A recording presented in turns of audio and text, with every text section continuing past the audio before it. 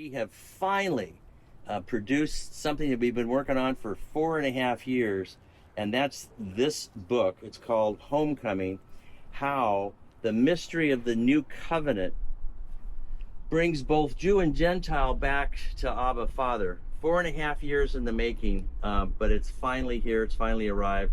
And what I want everyone to look at is the back page pretty much describes the type of conundrum we find ourselves in with our country. And it asks a couple of questions. Who will rescue a country under siege? Whose country could that possibly be? Well, unfortunately, it's ours. So I'm just going to read these two brief paragraphs here on the back page, and it kind of describes why you may want to get this book, especially now, especially in this time, in this season. And so it starts off: once a Christian nation whose pre-revolutionary founders began their trek by making their own holy covenants with their God, America is now violating those covenants with dramatic and roiling consequences. But Father God is in his season of launching his plan to unveil and fulfill the commitments of his new covenant and his plan for a family reunification, which brings the hearts of the fathers back to the children and the hearts of the children back to the fathers, per Malachi 4, verses 5 and 6. So this principle applies to nuclear families. It applies to the families of nations, both Jew and Gentile together. And above all, it applies to the restoration of humanity back to their Father God. So the reason I think this book is so timely is really pointing out that the reason Jesus came was not so much to take us to a location, but it was more of to bring us back to a relationship with our divine Father.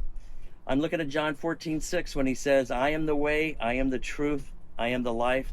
No one gets to, and oftentimes we'll think, well, heaven, no one gets to heaven but by me. We were taught that as Catholics. We were taught that as Protestants. But that's not what it says. It says no one gets to the Father but through me.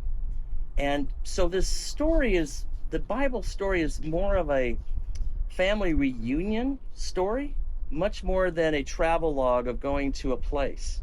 It's more of a coming back home. It's a Luke chapter 15 sort of a experience where you got the prodigal son returning after he squandered everything back to his father, and his father runs down the driveway with his open arms to greet him and embrace him and welcome him back into the family. And now that's why Jesus came. That's why the Lord came. We didn't lose heaven in the garden when we fell in Genesis 3. We lost our relationship with our Father God. And Jesus only taught us one prayer, and it was what we call, the Catholic world calls the Our Father, but the Protestant world calls it the Lord's Prayer. But listen to the first two words, because fathers give us three things, and they're all in this prayer, every one of them. Fathers give us our identity. Well, what are the first two words of the Lord's Prayer? Our Father. Our Father. So Jesus is looking up and saying, in a way, he's going like this with his finger, saying, our Father, and then he points up to say, we have a mutual Father, including him. Jesus is not our Father. Jesus is our older brother. And so he only teaches us one prayer. And the three things that Father gives us is our family identity, our Father.